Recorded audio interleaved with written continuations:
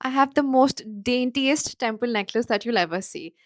If you can see clearly, there are two elephants, Lakshmi ji and Lakshmi ji sitting on the lotus. I think it is such a is done on the necklace. The combination is done with moonga stone and with rice pearls.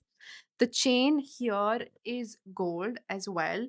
It is such a beautiful working done all over the chain. This is such a cute little temple necklace that everyone should definitely have. Almost all the temple necklaces that I have shown on my videos, I have said this thing that temple jewelry is trending so very much this wedding season. I am not wearing the appropriate outfit to show it to you, but this is how it will look, the chain and the pendant. So this was it for the video. I will not say much. If you like the piece, you know the drill.